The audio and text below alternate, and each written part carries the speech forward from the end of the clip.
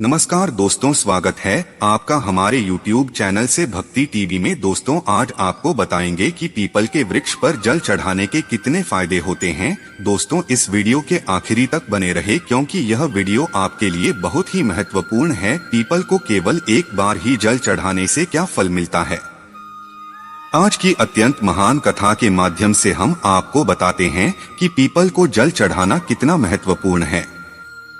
दोस्तों, एक बार नारायण वैकुंठ लोक में पधारे हैं।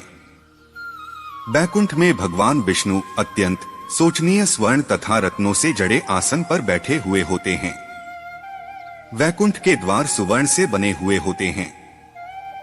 देवर्षि नारद वैकुंठ के द्वारों को पार करते हुए जिस स्थान पर भगवान विष्णु बैठे हुए होते हैं और भगवान विष्णु को प्रणाम करते हैं। देवर्षि नारद को देखकर भगवान विष्णु कहने लगते हैं कि देवर्षि आइए, वैकुंठ में आपका स्वागत है। प्रसन्नता से भगवान विष्णु को बारंबार प्रणाम करते हुए कहते हैं कि सृष्टि के पालक, संसार का संचालन करने वाले जनार्दन, समस्त लोकों में आप ही का वास है। इन लोगों में आपकी माया फैली हुई है। आपके चरणों में कोटि कोटि नमन। भगवान विष्णु मुस्कुराते हुए कहते हैं कि देवर्षि, आज आप विधा में दिखाई पड़ रही आपके मन में कोई शंका उत्पन्न हो रही है। अवश्य ही आप आज कोई समाचार लेकर आए हैं। दिवशी कहते हैं कि प्रभु, आप तो सर्वज्ञाता है। तीनों लोकों में निवास करने वाले सभी प्राणियों का लेखा जोखा रखते हो, आपने कुछ भी छिपा हुआ नहीं है। प्रभु, मैं आज वैकुंठ किस कारण से आया हूँ? यदि आप भली भांति जानते हैं और यह भी जानते हैं कि मैं किस कारण से चिंता मुझे दिखाई दे रहा हूँ। देवर्षि, मैं जानता हूँ कि आप चिंता में क्यों हैं और आपकी इस अवस्था को मैं समझता हूँ। आज आप जिस शंका को दूर करने के लिए आए हैं, मस्त मानव जाति के कल्याण के लिए ही है। इसीलिए आप निसंकोच होकर पूछिए। फिर देवर्षि नारद कहने लगते हैं कि प्रभु, मैंने आज कुछ मनुष्यों को पीपल के पेड़ पर जल चढ़ते हुए देखा है। पीपल का वृक्ष बहुत पीड़ा में था और मनुष्य बिना सोचे समझे ही पीपल के वृक्ष को तोड़ रहे थे। हे प्रभु, पीपल में तो आप ही का वास है। आपने कहा है कि वृक्षों में आपका बस है, तो फिर मनुष्य ऐसा बात क्यों करते हैं? मैं यह भी जानना चाहता हूँ कि पीपल के वृक्ष को जल देने से मनुष्य को कौन सा फल मिलता है। पीपल को जल कब देना है, कब पूजा करनी चाहिए? भगवान विष्णु कहते हैं कि देवर्षि, आप सत्य ही कहते हैं। वृक्षों में पीपल का वृक्ष सबसे श्रेष्ठ है। पीपल के वृक्ष में मेरा ही वास है। पीपल के महत्व को बताने से पूर्व में आपको एक प्राचीन कथा सुनाता हूं। इस कथा के माध्यम से आपको आपके सभी प्रश्नों के उत्तर मिल जाएंगे।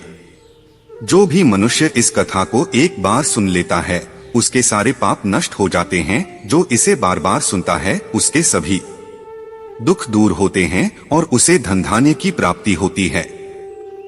पीपल के महात्मा की इस कथा का प्रचार जो करता है, उसे विष्णु लोक की प्राप्ति होती है। देवर्षि कहते हैं, हे प्रभु, इस कथा को सुनने की मेरी तीव्र इच्छा हो रही है। आप जल्दी से इस महान कथा को मुझे सुनाइए। मैं इसे ध्यान से पूरा सुनता हूँ और इसका तीनों लोगों में प्रचार करता हूँ। श्रीहरि कहते हैं, दिवशी, प्राचीन काल में एक अत्यंत शोभायमान नगरी थी जिसका नाम नंदीग्राम था।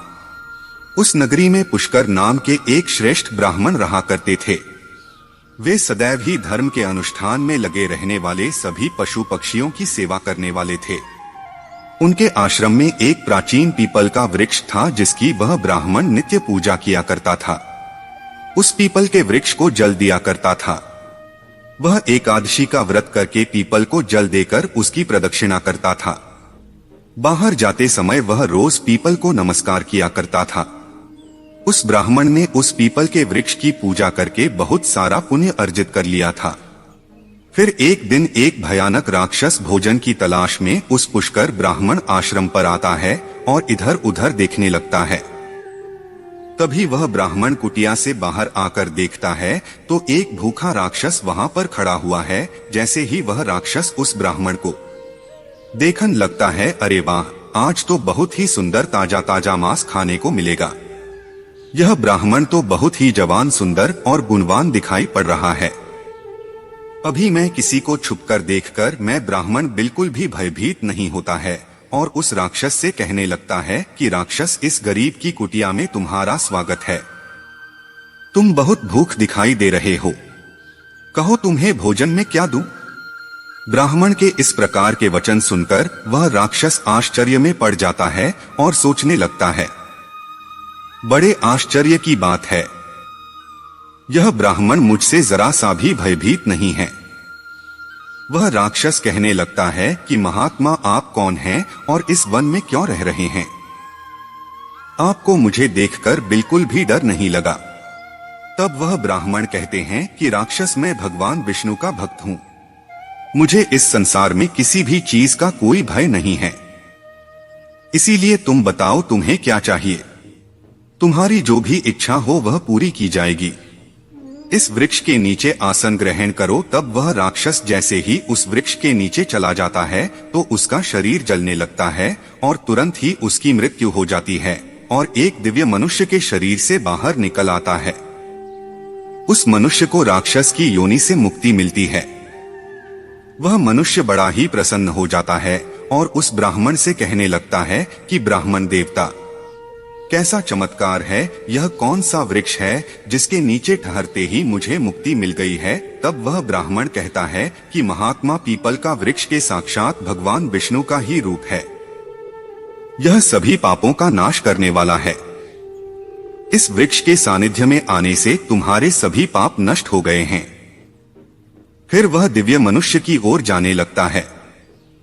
एक दिन यमराज अपने दूधों को बुलाते हैं और कहते हैं कि तुम जाओ और नंदीग्राम में निवास करने वाले पुष्कर नाम के ब्राह्मण को पकड़कर या पर लेकर आओ। यमराज का आदेश पाकर भी दूध यमलोक में जाते हैं और उस ब्राह्मण को जीवित ही पकड़कर जब यमलोक ले जाने लगते हैं, रास्ते में महात्मा पुष्कर उन तीनों से कहने लगते हैं कि दूतो, तुम यह क्या कर रहे हो मेरी, और तुम मुझे पकड़कर ही यमलोक लेकर क्यों जा रहे हो?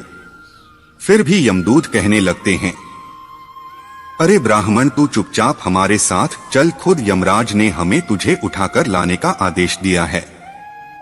पता नहीं तूने ऐसा कौन सा भयंकर अपराध किया है। हम भी जानना चाहते हैं कि तूने कौन सा पाप किया है। फिर वह ब्राह्मण शांत रहकर यमदूतों के साथ लोग जाने लगता है। दूधों को भी बड़ा आश्चर्य होता है। यह ब्राह्मण ना तो विलाप कर रहा है और ना ही दुखी हो रहा है। हम जितने भी प्राणियों को उठाकर लाते हैं तो जोर जोर से विलाप करते हैं। फिर भी हम दूध उस ब्राह्मण को लेकर यमराज के सामने उपस्थित हो जाते हैं। जैसे ही यमराज उस ब्राह्मण को देखते हैं तो वे भयभीत हो जाते हैं और यमदूतों से कहने लगते हैं, अरे दूतो, तुमने यह क्या किया? तुम किसे उठाकर लाए हो? मैंने तुम्हें दूसरे पुष्कर नाम के व्यक्ति को लाने के लिए कहा था जिसकी मृत्यु हो चुकी है। तुम लोगों ने बड़ी भूल की है जो इन महात्मा को उठाकर यमलोक लेकर आ गए। इनका स्थान यहाँ पर नहीं है।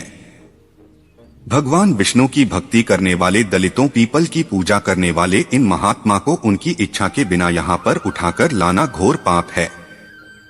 तभी यम के दूत कहते हैं, हे धर्मराज, हमें क्षमा करे, बड़ी भूल हुई है। फिर भी यम के दूत उस ब्राह्मण से क्षमा मांगते हैं और वह ब्राह्मण भी उन्हें क्षमा कर देते हैं।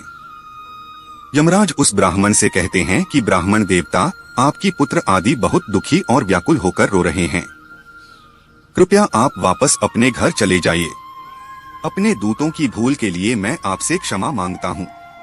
कृपया आप अपने घर को लौट जाइए। फिर वह ब्राह्मण कहता है कि धर्मराज, आपको प्रणाम है। इन दोनों से जो भूल हुई है उसके लिए तो मैं उनका आभारी हूँ। उनकी भूल के कारण मुझे आपके दर्शन करने का सौभाग्य प्राप्त हुआ है। ऐसा सौभाग्य बार बार किसे मिलता है कि धर्मराज, मेरी आपसे एक विनती है। मैं संपूर्ण लोगों का दर्शन करना चाहता हूँ। यहाँ पर पापी मनुष्य को कष्ट भोगने पड़ते हैं। ब्राह्मण की बात सुनकर यमराज प्रसन्न हो जाते हैं और कहते हैं कि ब्राह्मण देवता, ठीक है, अगर आपकी यही इच्छा है तो मैं आपकी इच्छा को अवश्य पूर्ण करता हूँ।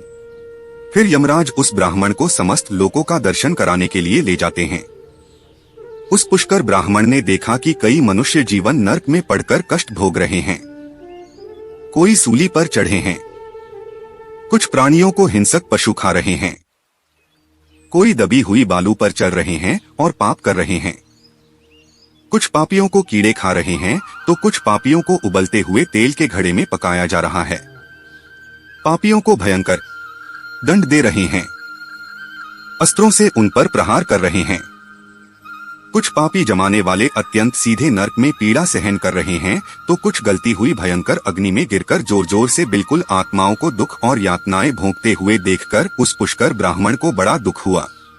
वे उन कष्ट भोग रहे प्राणियों को कहने लगे, क्या आप लोगों ने पृथ्वी पर रहकर कोई भी पुण्य काम नहीं किया जिससे आप सभी को यहाँ नरक में आकर कष्ट भोगने पड़ रहे हैं? नरक में सजा भोग रहे उन प्राणियों ने कहा, यह विप्र, पर हम पापियों ने पृथ्वी पर कोई पुण्य नहीं किया जिसने नरक में गिरकर सजा भुगत रहे हैं। हमने पराई स्त्रियों से संबंध बनाए, दूसरों के घर में चोरी की है, जितनी स्पा पशुओं की हत्या की है, दूसरों पर झूठे आरोप लगाए हैं, अतिथियों का अनादर किया है या विचार किया है। ऐसे अनेक पापों के कारण हम सभी नरक की अग्नि में दर्द हो रहे हैं। हमने प्यासी गायों की बावली को तोड़ा है, नाम धर्म करने वाले लोगों को लूटा है। हमने कभी व्रत अनुष्ठान नहीं किए, अपनी स्त्रियों का त्याग कर दिया। हमने अपने मित्रों के साथ दगा किया है तथा झूठी गवाही देकर अनेक निष्पाप लोगों को भी गौर पापों के कारण हम नरक की सजा भुगत रहे हैं। फिर उस ब्राह्मण ने कहा, क्या आप लोगों ने कभी भगवान विष्णु का एक बार भी पूजन नहीं किया? किसी का आप लोगों की ऐसी भयानक दशा हो गई है जो मनुष्य पृथ्वी लोक पर रहकर भगवान का पूजन करता है, उसकी ऐसी दुर्गति कभी नहीं होती है, उन्हें मोक्ष मिल जाता है। आप लोगों ने कभी श्री हरि के चरणों में मस्तक नहीं झुकाया, इसी से आपको नरक की प्राप्ति हुई है। आप लोगों ने कभी पीपल को जल नहीं चढ़ाया, पीपल को जल चढ़ाने से जन्म जन्मों के पाप नष्ट होते हैं। फिर भी नारकीय जीव कहने लगते हैं कि ब्राह्मण देवता हमारा अंतरण अपने पापों से भयंकर दुख भोग रहे हैं। नरक की अग्नि से हमारा शरीर जल रहा था, किंतु जो हवा आपके शरीर को छूकर हमारी ओर बह रही है, वह हवा हमें आनंद प्रदान कर रही है। हमारे कष्ट कम हो गए हैं। नरक की अग्नि से हमें कष्ट नहीं हो रहा है कि धर्मात्मा कृपया आप कुछ देर तक यहाँ पर ठहरिए, जिससे हम लोगों को कुछ क्षणों के अनेक वर्षों से निरंतर कष्ट भोग रहे हैं। हमारा अंग अंग चल रहा था। ब्राह्मण देवता, आपके दर्शन करने से ही हमें संतोष हो रहा है, आप हम पर थोड़ी दया कीजिए। फिर यमराज कहते हैं, धर्मात्मा, अब आपने नरक देख लिया है, अब आप अपने घर को लौट जाइए। आपकी पत्नी शोक में डूबकर रो रही है तो ब्राह्मण बोलता है कि धर्मराज, इन प्राणियों को दुख में देखकर मैं कैसे चला जाऊं? इनकी दुख भरी आवाज कानों में पड़ती है तो मुझे बहुत दुख हो रहा है। आपके यमदूतों के द्वारा मार्ग अग्नि की ज्वाला में गिरे हुए इन नारकीय जीवन की है दयनीय पुकार सुनिए। जीवों के मुख से निकली हुई ध्वनि मुझे सुनाई दे रही है, हाय मुझे बचाओ, मेरी रक्षा करो।